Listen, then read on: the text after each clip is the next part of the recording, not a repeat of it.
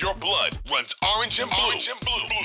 This is the pod for you. You're listening to Orange and Blue Bloods, hosted by EJ Stewart and Tommy Beer. Let's get to it, New York. We love LA, at least on Sundays, I guess. This is Orange and Blue Bloods, a New York Knicks podcast, Odyssey WFAN original. I'm EJ Stewart, joined by Tommy Beer. Plenty to talk about on this episode. We'll be breaking down this back-to-back that the Knicks had versus the Clippers and the Lakers. The Knicks get a big win on Sunday to snap the three-game losing streak that started in Sacramento, continued against the Clippers on Saturday, but ended with a win over the Lakers. Big performance from RJ Barrett, big performance from Julius Randle. So we'll break down why the Knicks were able to snap the win streak and how they'll be able to kind of keep themselves out of the losing streaks moving forward. So we'll talk about that. We'll also talk about this game on Tuesday against the Portland Trailblazers. A lot of attention on this game, not necessarily because of how good the Blazers are per se, but it is a reunion of sorts with Cam Reddish playing against the Knicks for the first time since he was dealt. He actually spoke about his time in New York recently, so we'll touch on that. And interesting details that we didn't touch on last week. I talked to Ben Ritholtz, but they did have a different interesting detail on what's going to happen with Josh Hart and his future. You know, he has a player option for next year, and the word right now is that he will decline that option, but will re-sign with the Knicks. So a lot to get to on this episode. Like I said before, my guy Tommy Beer is back. Tommy, what's happening, my man? What's going on, brother? Spent the end of last week and the weekend in Disney World down in Orlando with the kids. But happy to be back and catch up on some Knicks basketball. A important game for the Knicks last night in Hollywood, just down the road from the Oscars. The Knicks were playing a game that they wanted and needed if they wanted to see it, that losing streak extended. But Knicks fans can breathe a little sigh of relief after knocking off the Lakers last night. So let's get into it. I was gonna say, did you see any Miami Heat players down there in Disney World? Because they look like it, given how they performed against the Magic last night, losing that game. I mean, the Knicks got a game up on the Heat, so that was a very important factor because right now the Knicks are in sixth place in the East. Yes, So we'll talk a little bit about the obviously Heat falling back. Knicks now 3.5 ahead of them, but statistically a few percentage points behind the Nets, basically tied with the Nets in that 5 and 6 slot. So that's why Sunday night's game was so important, and really 12 games left in the schedule. It's crunch time, it's go time, and all the games matter. Yeah, it's a sprint to the finish at this point. So once again, this is Orange and Blue Bloods, a WFAN Odyssey original, a podcast you can get wherever you get your podcasts, including the free Odyssey app. Make sure you hit the auto download feature so you can get these episodes whenever they drop. We drop 3 times a week. This is the first one this week, so make sure you check us out on wherever you get your podcasts. Hit that auto download feature on your download streaming service. Also, be sure to check us out on YouTube. You can catch us on the free, obviously YouTube's free. Catch us on the Odyssey Sports channel, where you can catch all of our, not just our segments from our episodes, but our full episodes are up on the Odyssey Sports channel on YouTube. Check us out there. So let's begin in Los Angeles. So the Knicks earned a split in the weekend back-to-back in Los Angeles after a disappointing loss to the Clippers on Saturday. The Knicks bounced back to knock off the Lakers 112-108. The Knicks got breakout performances from RJ Barrett and Julius Randle. Both guys struggled in the first 2 games of this West Coast trip that began in Sacramento on Thursday. Randle led all scorers with 33 points, 8 rebounds, 5 assists in this one. RJ Barrett finished with 30 points in this game. He had 13 in the fourth quarter, 20 in the second half. Tommy, did you feel like this was a must-win game for the Knicks as they kind of struggled and they looked like they were maybe headed in the wrong direction after that 9-game win streak, now snapping a 3-game losing streak? Yeah, I don't know if I'd attach the must-win label to it, but I think it was, if it wasn't a must-win, it was as close as you get to such a characterization. Like, this was an important game for the Knicks. Make no mistake about it. Not only did they want to avoid a 4-game losing streak, but it avoided the possibility of going 0-4 on the road trip, potentially with a loss to Portland on Tuesday, and coming home on a 5-game skid and just really trending in the wrong direction. If Miami, again, 2 games left with Miami, only 12 games left in the schedule, that would have inched them a little bit closer. We know the the Nets are playing much better. They've won 5 of 6, as we mentioned. It's basically a tie for the 5 and 6 seeds in the East between New York and Brooklyn. So yes, while it wasn't a make or break, needed game where if they lost, it didn't have quite. I don't know if we would attach the severity level of like a 5 alarm game, but this was a very important one, especially after how poorly Randle played Saturday, and not just played, but handled himself. I thought this was an important game for a team to bounce back. And yes, the Lakers were without LeBron James, but they had won 4-5 and were playing some of their best basketball without LeBron, their best basketball this season. So it was a tough game, second night of a back-to-back. And just kind of showed, what this Knicks team is about. We'll talk about, you mentioned Randle and Barrett, obviously the 2 30-point scorers. Knicks wouldn't have won without Randle getting off to another hot start, 18 points the first quarter. Incredibly, with the Knicks still have 12 games left in the season, he scored more first quarter points than any other Knick in franchise history. He moved past Carmelo Anthony during the 2012-2013 season Sunday night. So he had, Randle getting the team off to a great start in the first quarter, in the first half, 25 points, and then RJ carrying him home in the second half. So obviously those are the, kind of the 2 headliners. But I thought really the supporting cast was huge in this one, particularly. We'll talk about Josh Harden. He always, he's been fantastic since the moment he arrived. But I thought, in particular, the contributions from Isaiah Hardenstein, despite the fact he didn't score a single point, and Deuce McBride, Deuce's defensive intensity, running at the passing lanes, 3 steals. He just kind of upped the intensity, ratcheted up the effort level from the Knicks, whenever he was on the floor, which was essential. 11 boards for Hardenstein, a couple steals, a block. He really just did a good job protecting the ball. 9 points from Obi. So I thought those 4 reserves, was really a kind of a, they're not going to get the, they're not going to be the lead in the recap. But I thought those guys provided very important contributions, and just kind of what this team has been about since day one. Typically, it's Randle and Brunson, sharing the responsibilities in terms of scoring and distributing on a nightly basis. But it's the other guys picking their spots, seeing when the team needs them to lift them up. And 70 games into the season, the Knicks are 10 games over 500, and you don't do that unless you have a really solid supporting cast, especially when you don't have a true, quote unquote superstar. And that's and we saw that again Sunday night. That was a good reminder. Yeah, in many ways, this game really, I felt in some ways, was kind of won by the bench. I know RJ and Randle had these big games, and they don't win, of course, without those guys. But this was a game that was kind of very close. It was I don't know if any team at any point ever got a double-digit lead. This game was kind of played within the 5 to 8 point kind of range throughout the entire game. At times, it was a 2-3 point game. And it seemed like anytime the bench unit got out there on the floor, that's when the Knicks were able to extend to a 7, 8. At one point, I think they did have a 10-point lead in the fourth quarter. They the bench unit, and you look at all their plus minuses. You mentioned Hardenstein plus 19, McBride plus 15, Hart plus 13, Obi plus 5. And you look at the starters, all of these guys were minuses. Quickly was minus 11, Mitch was minus 15. Then you got small plus minus deals. You got Randle minus 1, Barrett even at 0, and Grimes at minus 5. That kind of shows you where the game was won. The game was won when that bench unit came in.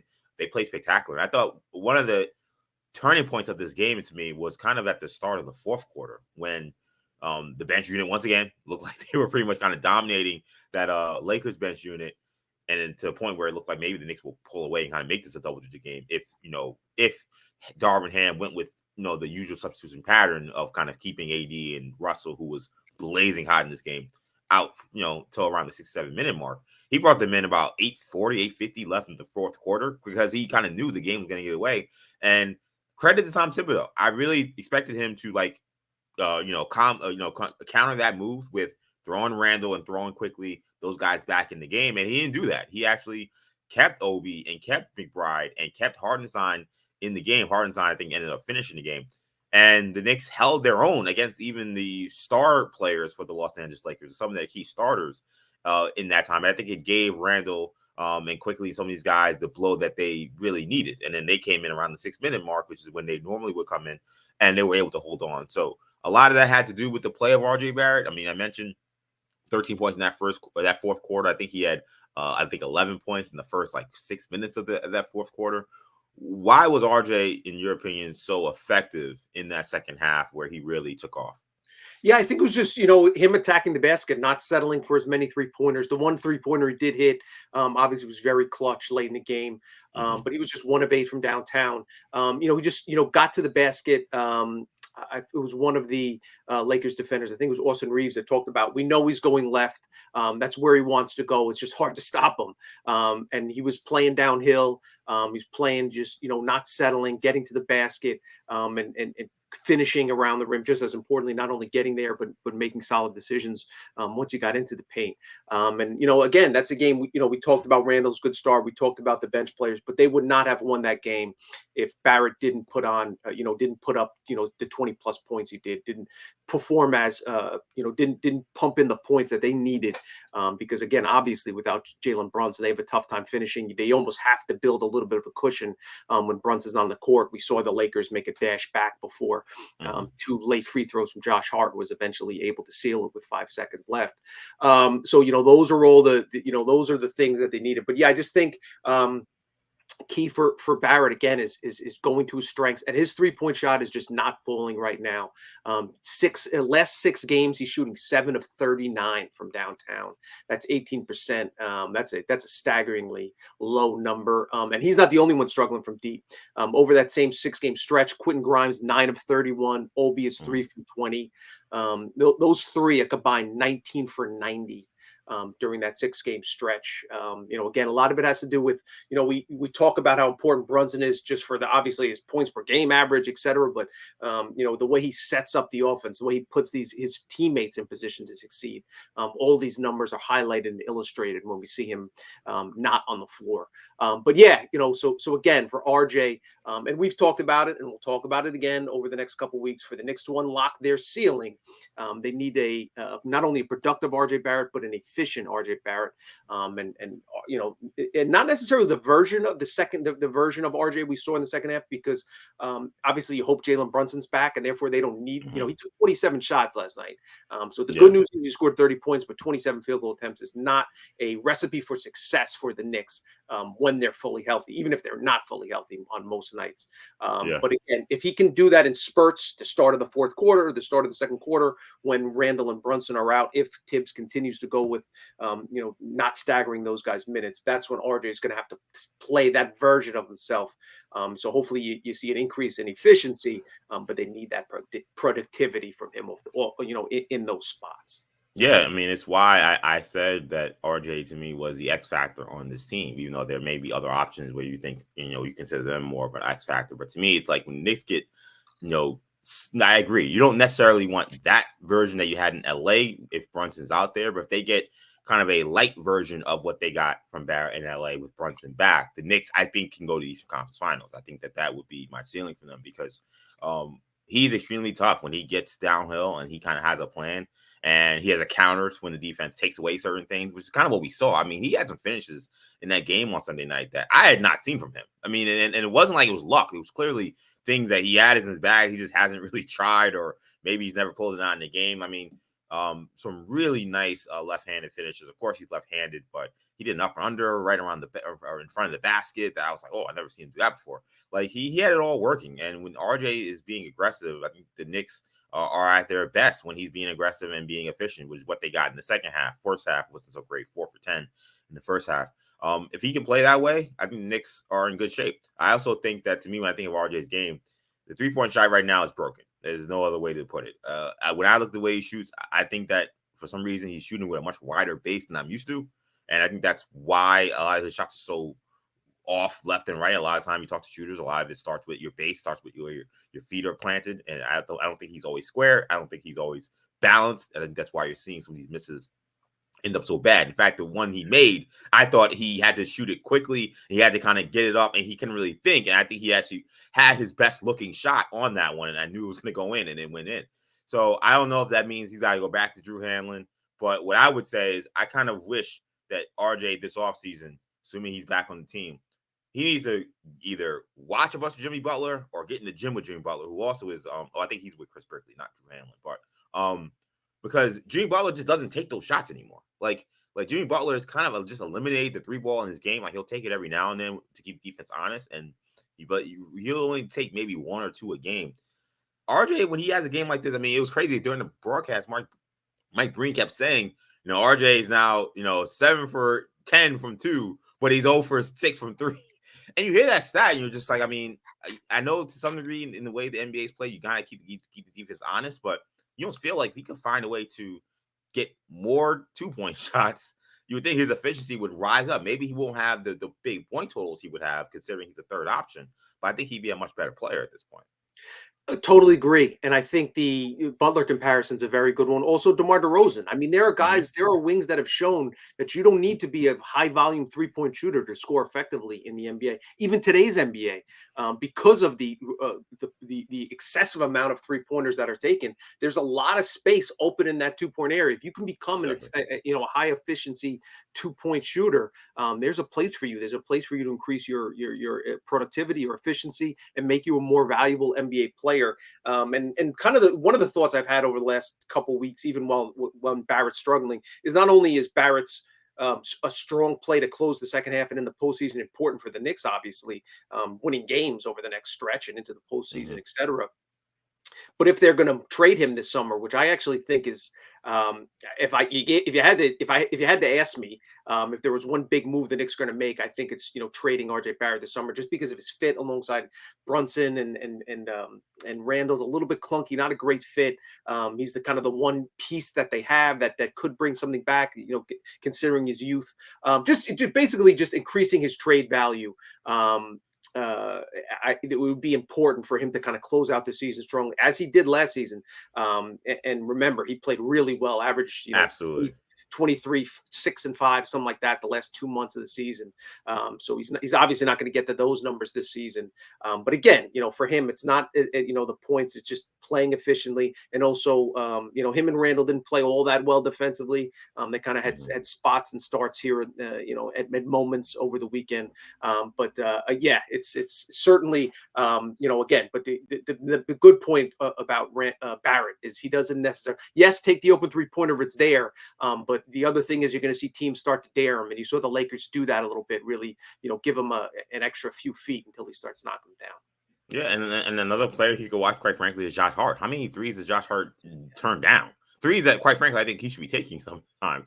But he turns them down. He ends up getting an assist for somebody. He ends up getting to the free throw line. Like in some ways, I think he kind of shocks the defense when he doesn't take those shots. Yes. And I think I watched a very good clip. It was maybe 3-4 years ago with Eric Spoelstra, where he was kind of explaining. He was at a coaching clinic. He was explaining kind of how offenses work in the NBA.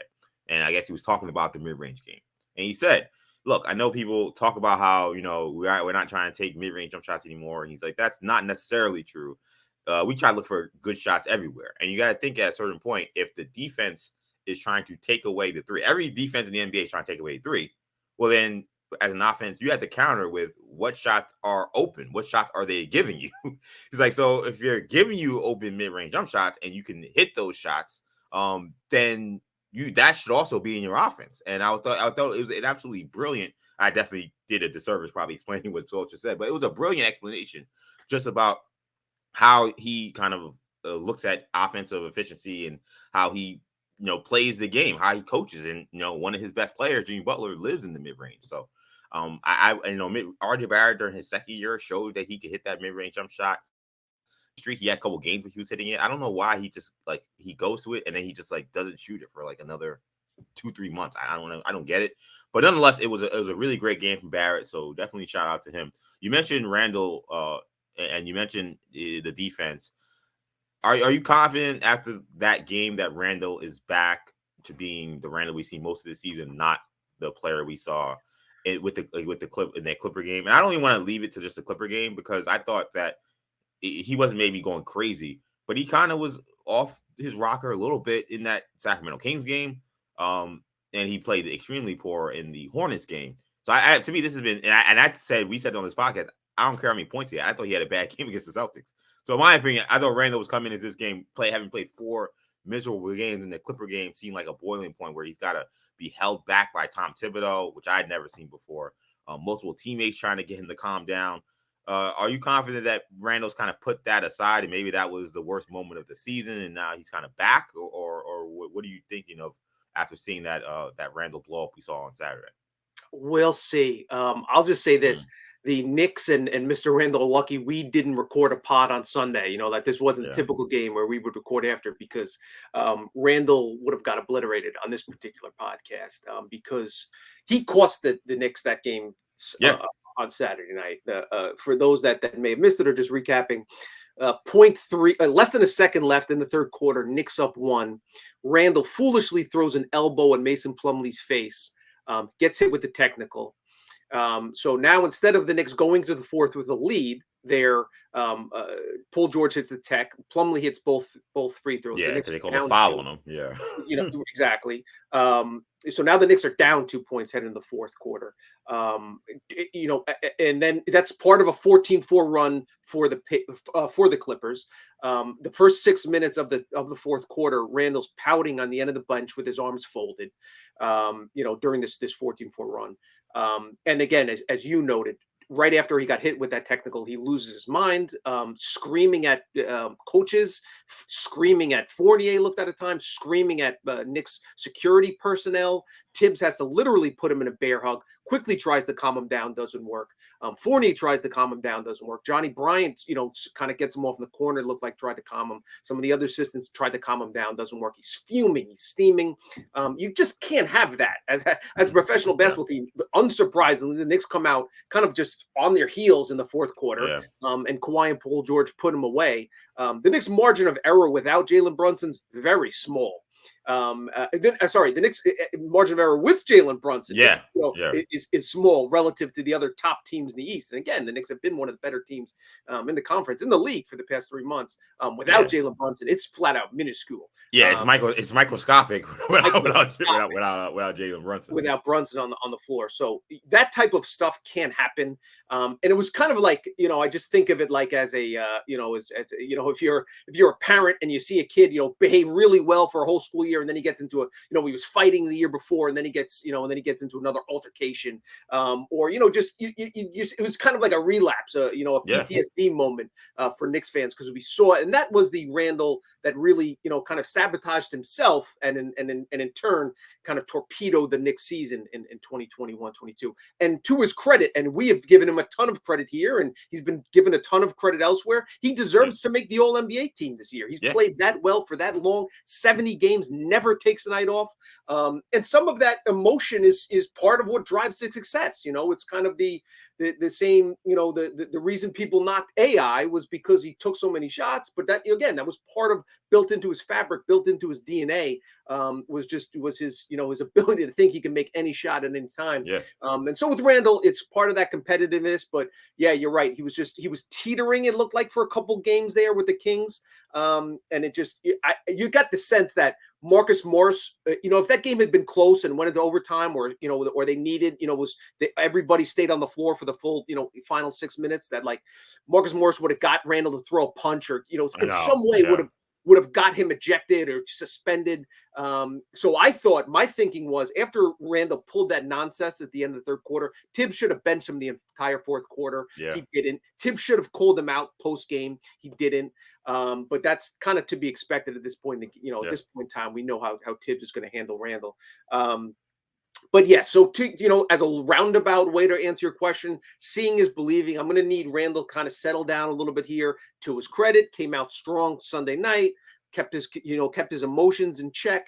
But that's things that he needs to do, when the intensity gets ratcheted up, because it's only going to get higher and higher and higher. We saw him struggle last year in the postseason. The year prior, when the Knicks had the 4 seed, he was terrible in that Atlanta series. And part of that is maintaining emotions, the deep breaths, and the things that, we've given him credit for. Kind of changing his mental approach is what he's going to need to do over these final 12 games and when the postseason starts. So, I'll just say, seeing is believing. Let's see if he can do it when the moments matter most.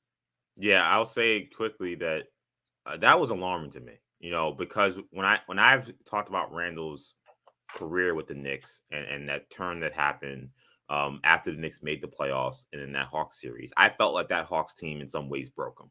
It wasn't just a physical domination. I thought it was a mental domination. I think the way were physical with him, the way they talked about him during that series, the way they talked about him after the series. I just thought it sparked a shift in Randle from a personality standpoint that we saw a little bit in his first year, but it got dark in that third year. He was out of control. And I felt like it was deja vu on Saturday. It was Ty Lue in the pregame saying, we're going to put Marcus Morris on him and we're going to be physical in them all game. And I was like, wow. I was shocking to me that they would just say that right before a game like that. And I was like, okay, that's a little interesting. I haven't seen anybody talk about Randle like that before a game this season. Let's see how he handles it. And then in the game, Morris is talking trash to him. He's beating him up. He's being physical. Plumlee's being physical, throwing him around. Randle is just out of control with the refs. I'm like, again, a game where he could have easily been thrown out with how much he was complaining. And then you see the incident happens at the end of the third quarter. And I thought I was seeing in a short 48-minute version of what I saw essentially from that Hawks series into the 2022 season. So Randle, now to his credit, he was able to kind of shift gears very quickly into the Laker game and play really well for the most part. Like, I think that that was an interesting first half where I did see some not closing out on defense, not boxing people out. But then he was hitting these incredible shots and making these incredible moves. And in some ways, that was the most Julius Randle first half you'll ever see from him. But the fact that he was able to put it together and put together a good game, I think was a good sign. But it was just a little alarming that like a team could get him so far off of his game that quickly, that easily. And for him to go right back to where he was last season, despite all the good things about the fact that he's smiling more and all that stuff. All that went away real quick as soon as he wasn't getting his way and the team was able to get in his head and get physical with him. That cannot happen because that's what playoff basketball is. That's what he's going to see in a couple of weeks. So he can't react that way. It's unacceptable. 100%. And whatever team they play, the Sixers, the Cavs, the Celtics, and one thing to keep in mind, the Sixers, who have won 5 in a row, are just like 1.5 games back behind the Celtics for that 2 seed. So that's something we'll keep an eye on, as the Knicks are potentially in the 6 seed, who ends up in that 3 seed. It's very interesting. But yes, they whatever team the Knicks play in the first round, they likely won't come. Maybe they will come out and say it. We're going to get physical with him. We're going to try to get into his head. We're going to, a couple extra elbows. We're going to use maybe a backup and Paul Reed if they play Philadelphia, foul him a few more times. But whether they say it to the media or not, they're going to say it in the locker room, pregame, postgame, halftime. Get inside Randle's head, make him work for all his points. Hopefully he starts yelling at the refs. Hopefully he starts yelling at his teammates. Because if he does that, then he's not, then he's a lesser version of himself. And one other thing to point out, I think is important, because we talked about him teetering and then finally going over the edge Saturday, has been the importance of Jalen Brunson on this team as a whole, as the ship's captain to kind of guide them through choppy waters, but particularly his impact on Julius Randle. Obviously, the production, I think it's JJ Redick had it during the stat during the game last week. I think they're third in terms of Brunson to Randle total points scored this season. That 2-player combination. But just and we know about the production efficiency, et cetera. But just the on-court demeanor. Jalen Brunson's steady hand, just he never gets, he never plays faster than he wants to play. He's always playing at his own pace, and just seems to have a calming effect on the team as a whole. Just basically just one huge yoga breath when they need it. And that's something they've been missing these last couple of games, and obviously something they've needed in the clutch. And we've seen it when they faltered without Brunson on the floor, and also just Randle in general. Jalen Brunson is just basically, it's almost as if his just his presence on the court directly impacts Randle's move.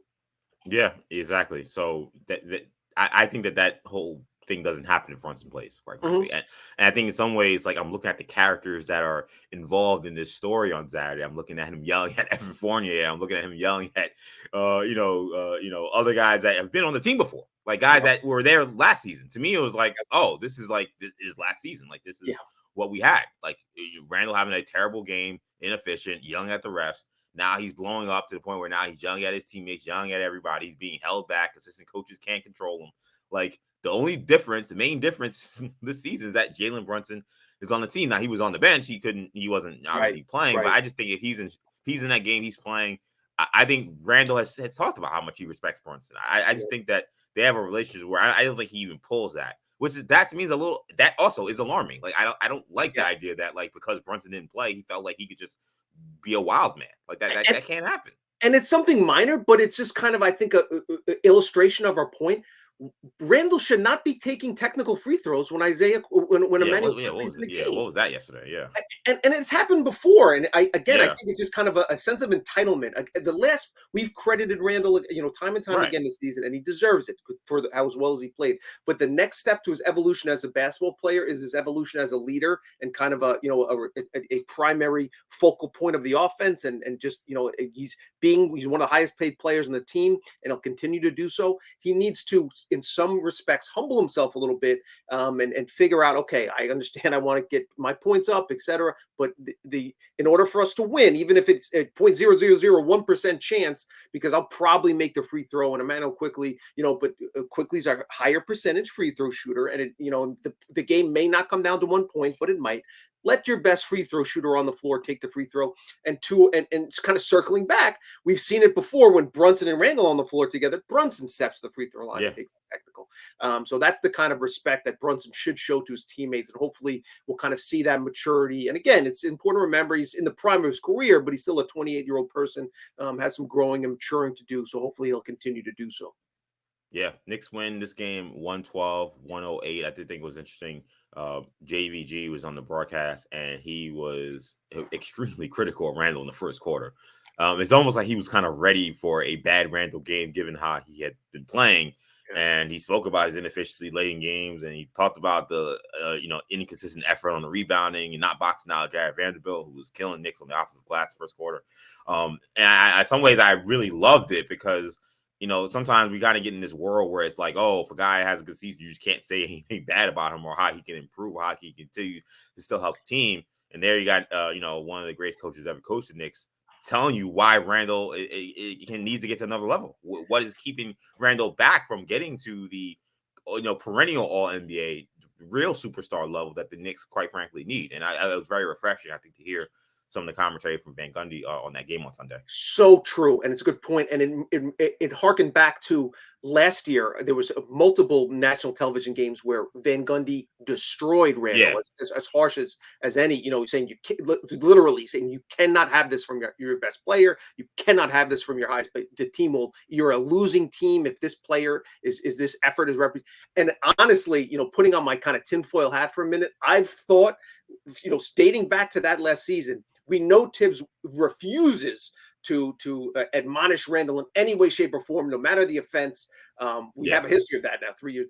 Yeah, I think, and I'm speculating here, that Van Gundy is speaking for Tibbs, kind of saying that these two are close. These two have a long relationship dating back to the 90s with the Knicks. So I think Van Gundy is expressing, he's not conjuring that up out of thin air. And he watches enough basketball to have his own opinions, but I certainly wouldn't be surprised if he's getting some of that behind the closed doors coaching staff commentary from the Knicks and saying, hey, Jeff, maybe light a fire under Randle. See, we won't say it, but let's see we'll see if he hears it from somebody else, if, how he kind of digests. I mean, it is interesting because, you're not going to get an MSG because James Dolan will not stand for that. So, correct. So it's interesting. I actually had different tinfoil thought. I've kind of thought that maybe this was Van Gundy kind of angling his way to show why he should be the next Knicks coach. Like, when this thing eventually, falls apart or whenever it just doesn't work out with Tibbs,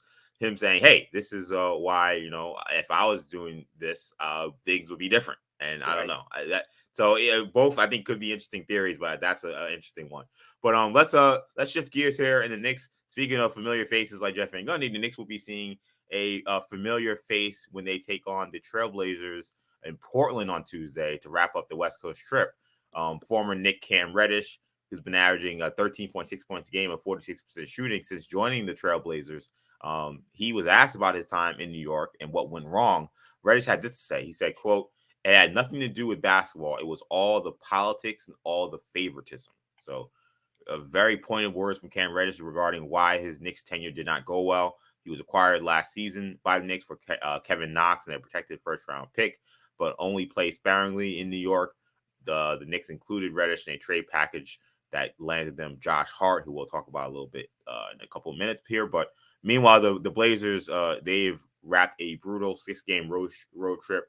They lost to New Orleans Pelicans 121, 110. They had a 40 burger from Trey Murphy in that game on Sunday. The Blazers are now on a 3-game losing streak, 6 games below 500.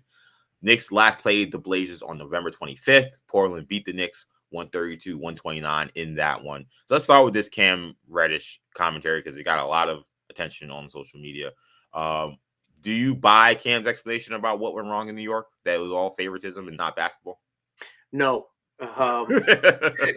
Point blank. I mean, listen, the NBA is a business. If you can help a team win, you're going to find a way to get on the floor. I don't have the quote. I didn't waste my time to dig for it, but I'm sure if you go back and look at what he said after leaving Atlanta or when he requested a trade from Atlanta, it was probably the same thing. The head coach doesn't like me, or the front office favors somebody else. Yeah. Even though the Hawks spent a top 10 pick on him, even though the Knicks spent a first-round pick on him, if you have the ability and the talent and teams are that invested in you, they're going to find a way to put you on the court and sink or swim. The Knicks played better when they went to the 9-man rotation. Part of that was removing Reddish from the rotation. We know about the Knicks record pre and post that decision. Again, he had an opportunity, especially due to injuries with Grimes at the start of the season, to really establish himself as a consistent rotation player. Didn't make the most of that opportunity. And even more so, if you hear things behind the scenes, it's not just on game days because he comes to play on game days. It's his preparation. It's the way he competes in practice. He's not one of those guys that's going to show up early every game, every day and leave late. It's the NBA, especially for role players, is about kind of finding your niche. And, I think just this season in this particular Knicks team, Cameron Reddish is, on paper, a better basketball player than Deuce McBride. He's longer. He's more athletic. He's taller. These are very important characteristics for an NBA basketball player. But McBride, is one of those guys that's a quote unquote superstar in his role. McBride relishes playing 12 minutes a night, whereas Reddish would view that as, that's not worthy of him. He's a guy that should be starting, that should be taking 19 shots a night. And in order to excel in the NBA, unless you're one of the preeminent talents in the league, if you're, the DeMarcus Cousins talented, and prior to the injuries, he was kind of by all accounts a knucklehead, but he was so gifted and so talented that then the coach wasn't going to take him off the floor because he put up big numbers and helped his team win. Reddish isn't there, so he's got to figure out that just as much about the NBA, for guys on kind of on the periphery. We've seen a lot of talented players not make their way back into the league and end up averaging 31 points a game somewhere in China. And you can do that. You can make a lot of money playing overseas and get a house and a car and all that good stuff. But if you want to be in the NBA and stick around and make the big money, you got to excel in your role. And Reddish hasn't. If it was just the Knicks that they kind of ran into a problem, but again, the Hawks were very happy to get rid of him. After basically a year and a half after spending a top 10 pick on a guy that was a very highly recruited athlete coming out of high school and during his one season at Duke. So I do not put a lot of substance into Cam Reddish bellyaching about not playing in New York. Yeah, I mean, it's one of those things where it's like, could they have not liked him and felt like, there were other guys they wanted to prioritize, like maybe RJ Barrett, who was playing ahead of him, and Quentin Grimes? Sure. But at the same time, what is your impact to winning when you do get on the court, when you do get opportunity? And we've seen now in multiple stops, including Portland, that he doesn't have an impact in winning. He's been there now for 4 weeks, and he only has 4 wins since he's been playing, and getting a lot of minutes. He has games. I'm looking at his game log, 34 minutes. That was a 17-point loss to the Sacramento Kings. 32 minutes against his other old team, the Atlanta Hawks. Yeah, he shot 9 for 17. That one had a big game, scored 25 points. That was an 18-point loss to the Atlanta Hawks. Against Boston, he plays 34 minutes. They lose by 22 points. I mean, Cam Reddish, he can be a talented player and also just not a winning player. And I think it's probably, yeah. And the other thing is, this NBA is a small kind of community. Anybody in the league could have had him for a second-round pick, for a pair of second-round picks, and the fact that nobody did tells you a lot. Months ago, they could have had him for very, very limited return on a young player, of high pedigree, of a former, a couple of years removed from a lottery pick, and two teams have dumped him now, and no other team was willing to roll the dice on him. So I think that says a lot as well. Yeah, exactly. So I mean, in the fact that the Portland had to be incentivized to take him by giving up a first round, getting a first round pick back. I mean, again, there's a lot going on here. So, and I think Cam has talent, and I think maybe if he goes to the right situation, maybe he can develop into that guy. But do I think that he's that guy right now on a winning team? No. Like the Knicks, the proof is in the pudding. The Knicks benched him, did not play him. There were moments where I think he should have probably got him when guys were hurt. But that 9-man rotation that they locked in was the right 9 guys to play, and we've seen the returns on that. So, I can't. He's got to feel how he's got to feel. Like I can't. I don't even blame him for feeling that there was favoritism and other things happening, because he probably looks at what he can do on a basketball court and looks at guys like Grimes and Barron and some of these guys say, hey, I can do things that these guys can't do, and he's probably right. But do you still impact winning? Do you show up on a night-to-night basis, on a practice-to-practice basis with the right mindset? Yes. Like, there are other things that make you a winning basketball player beyond just you being able to have the best package of moves or what's in your bag. Like, and those are the things that I think Cam needs to continue to work on. I hope he gets it. I'm not rooting against him, but I don't buy this. Oh, well, I only didn't play because they didn't like me. I don't buy it. 100%. And last thing, and we'll move on. The start of him becoming that better player, that more successful player, is accepting responsibility for why two teams have dumped him, and him saying it's business, completely avoiding taking any responsibility for 2 failed marriages, in his first 2 teams in the NBA, is not a good sign of, and again, a representative of why the Knicks and the Hawks probably wanted to move on. Yeah, I think part of it too is also because I think, quite frankly, I think he thought the favoritism would go his way. Like the Knicks traded a first round pick for him, so he thought, oh, well, they're definitely going to play me, right? So when the favoritism didn't go his way, he's like, all right, well, this is guy you politics against me. So yeah, but anyway, talking about this game, keys to the Knicks win. I mean, this is a Portland Trailblazers team that I think they have a little bit of an identity crisis right now. Like they're kind of tank, they're kind of not.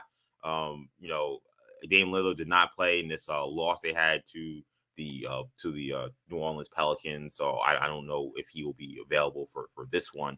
So I mean, the Knicks lost this team before. The Blazers are not necessarily a deep team, but they do have guys that can hurt you in Jeremy Grant and Anthony Simons. What do you think are keys to the Knicks winning this one?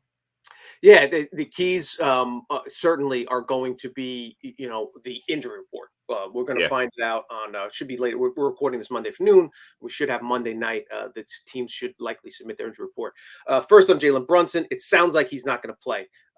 Tibbs has, Woj reported during the broadcast, the pregame show on ESPN, that it's unlikely that Brunson will suit up Tuesday night in Portland. I have the Tibbs quote here. He was asked before the game. Tibbs did not provide a timetable. Tibbs, quote, he'll just continue to do his treatments and we'll see where he is. When he's ready to go, he's ready to go. So let me say this. Jalen Brunson should not play Tuesday night against Portland.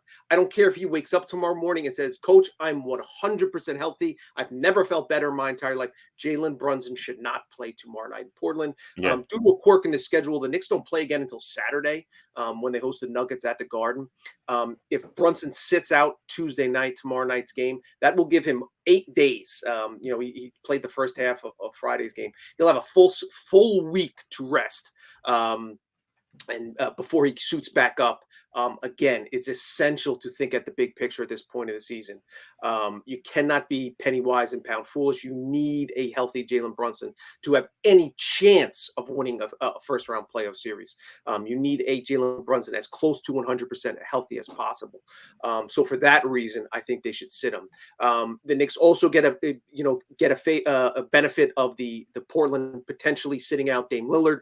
You mentioned he did not play Sunday night due to left calf soreness. Again, we don't have an update on that situation, but again, the Pacers are heading the wrong direction, riding a 3-game losing streak. Certainly on the outside of the play-in picture looking in, even if they were to get in the play-in picture, Yusuf Nurkic has played less than 20 minutes 3 straight games as he works his way back from injury. Played just 10 minutes last night, was minus 20 in 10 minutes. If you're reading the tea leaves, it looks like the Pacers are more concerned with The ping pong ball. Blazers. The Blazers, I'm sorry, Yeah. are more concerned with improving their lottery position than qualifying for the 10 seed out west, even though that's still technically within play. They'd Yeah. have to jump over teams playing better that are healthier, the Lakers, the Jazz, and all those other clubs. We know about the crazy grouping this late in the season. It's just the Knicks should win Tuesday night, especially if Dame Lillard's not playing. This is a game they'll likely be favored in by quite a few points. So just in terms of talent, but the bigger picture, my main takeaway and looking ahead towards the Blazers matchup is make sure Jalen Brunson rests and gets a night off. Yeah, I mean, I mentioned, their record during that time since that trade deadline. They've only won 4 games since then. So there was a weird situation where coming off of the All-Star break, they rested Damian Lillard, which was raised a lot of eyebrows. The guy getting rest after the All-Star break. Now, apparently there was a plane issue that Dame had, and they didn't want to rush him back out there. But you had an All-Star break, and then you get a rest game, a load management game for a team that's apparently supposed to be in the play-in race. Seemed very odd. So yeah, the Blazers have been doing some funky stuff with their minutes and guys being available. So yeah, I think that this is a team that's not necessarily incentivized necessarily to try to win. I think that this is a team that's trying to quote unquote look at their young guys and evaluate their talent. Those words we talk about when we get to tanking season. So if you're the Knicks, you gotta take advantage. Like I said, I do watch this matchup between Grant and Randle. Grant had a really good game in the game they played way early in the season in November. And Grant generally a guy who plays very well against the Knicks for some reason. So he's always a guy to watch. But for the Knicks, hopefully they come out with a little fire. And, this is a revenge game for Josh Hart, too. I mean, he was traded, though. I'm sure he was perfectly fine being moved to a contender or at least a team that's going to be in the playoffs. So it's important for them to, show that, they want to show up for their guy, and can support him in this game. And hopefully they take care of business because I agree. I think that from a talent standpoint, the Knicks should beat this team. The Blazers without Lillard, especially, essentially a 2-man team with Simons, who's been in and out of the lineup a lot as well this season, and Grant, and that's really it. Nurkic has been a little bit ineffective of late due to the injuries. So Knicks should win this game. I think that they will, but we'll see. Knicks play the Blazers Tuesday night. Should be a good one out in Portland. Let's wrap the show talking about one of the Knicks that they did get in that trade for with Cam Reddish involved, and that was Josh Hart. So one of the Knicks' key free agents is Josh Hart coming into this offseason, but it is reported that he's expected to stay in New York, according to Michael Scotto and Ian Bailey. Scotto of Hoops Hype, Ian Bailey of SNY. Both of these guys were on the Hoops Hype podcast. They discussed Hart's future, and Scotto said that Hart will decline his $13 million option for next season, but he's expected to re-sign with the team on a 3 or 4 year deal. So both guys discuss Hart loving the fit in New York, the Knicks loving Hart's fit with the team, and Hart's connections to not just Jalen Brunson, but also Leon Rose, some of the other guys in the Knicks organization, all factoring into a decision that they expect to be a 3 or 4 year deal for Josh Hart to stay in New York. So, Tommy, do you think that it is smart for the Knicks to commit to Hart long term? Yeah, I think this is a guy, Hart's one of those players, and they're, you see him throughout the league, that you don't really appreciate him until you see him up close night after night after night after night. Yeah. If you play against him, you play him twice a year or at most 4 times a year. You think, wow, that guy's really good. But it's not like we have a huge, Hart's been on a playoff contender every year. That's when that we've seen three rounds of playoff act. This is a lot of Knick fans' first kind of exposure to Josh Hart, maybe since he was playing for Villanova in the Big East. And he's everything you could have wanted, and then some. He just it's not just the rebounds; it's he rips rebounds down in traffic, from opposing centers and pushes the floor and is kind of untapped and unlocked Obi Toppin in a way that we haven't seen since. His attitude, his toughness. just fits in perfectly alongside Brunson and Tibbs and IQ, and the way he gets after it defensively, his high IQ, no pun intended, Right. on the defensive end of the floor, switches, loose balls, diving into the stands. He's one of those guys. He's the highest compliment you can probably pay to any Knick today, current day Knick, is to say he would have thrived and could have fit in very well alongside the Knicks of the 90s, the Oakleys, the Masons, the Ewings, the Starks. And Hart is Yeah. that type of player in so many respects. Unselfish, smart, tough, can make big shots in big moments. We've seen him hit some big 3-pointers in his first few games, even though he's not a great 3-point shooter. He makes them when he counts. We saw it just last night, the 2 free throws to seal the deal with 5 seconds left in Los Angeles. He's just a winning player, dating back to high school, dating back to national championships at Villanova. He's a guy you want on your team, a guy, that we've talked about. If you go to LA Fitness and you pick him up, you're going to run for most of the day. You're probably not going to lose any games because he's just a dude that's going to find a way to contribute to winning. He doesn't need to score a lot of points. He doesn't need to be, the superstar on a team. He's very comfortable in his role. And as we spent the middle part of this podcast, that acceptance, that embracing, he's not going to bellyache about not starting over RJ Barrett. He's going to excel in the moments, in the minutes he's given. And you need guys like that in today's, to from a good team to a very good team to a great team. He's kind of one of those foundational pieces. The contract's going to be important. He's not a guy you pay anything to keep, but you pay anything within reason. And my very strong hunch is that he seems content and happy in New York, and that both sides will find a very willing compromise, and he'll spend the prime of his career the next 3 or 4 years as a Knick. Yeah, I mean, this is the guy that the Knicks should be kind of targeting. Like, this is the guy in some way that the Knicks had kind of been looking for. Like, like they had, Bullock, and they had him for a couple years, and then he went on to Dallas for bigger money. Then they brought in Fournier, and of course that has not worked. Like, they have needed like that glue guy, that fourth or fifth guy who can kind of stabilize the team and what he brings to the table. And this guy, he fits Tom Thibodeau, and he fits how the Knicks want to play. So he's absolutely the kind of player the Knicks should be kind of bringing into the fold and trying to keep now that he's on the team. So I'm all for re-signing Josh Hart. I do wonder what the money is, since he declined a $13 million deal. Hopefully, I saw some things saying maybe he just, takes that $13 million, but takes it now for 4 years, as opposed to, taking the risk of taking that 1 year deal and something happening to him. But even if he does get a slight raise, I'm hoping it's, in that $15 million range. Once it gets north of that, I start to get a little worrisome. Like, he's not a $20 million kind of player. But if they can keep him to like a 3-year, $45 million deal, like, I think that's a pretty sweet deal. He's in the prime of his career. He's a durable player. And what's interesting about him is, even though we talk about all the winning things he brings to the table, he's never been to the playoffs. So I'll be excited to see what he does in this postseason, because I watched that game on Sunday and I said, that guy is going to win the Knicks a playoff game. Yes. Like, his effort, his hustle, his unselfishness, you could see watching that game being like, those are kind of things and the traits that you need to win in the playoffs. And he's going to win them one this season, I guarantee you. So I'm happy he's here. I don't know what it means for some of these other guys, but assuming the deal is right, I think that he's the right fit for this team. 2 things. I hadn't thought about this until we just started talking about it. Yeah, if I had to ballpark a number in my head, I think 4 years for $55 million, probably somewhere in that range, seems about right. And then I think with the Knicks tacking on a team option for that 4th and final season, that's kind of way that this Knicks front office likes to do business.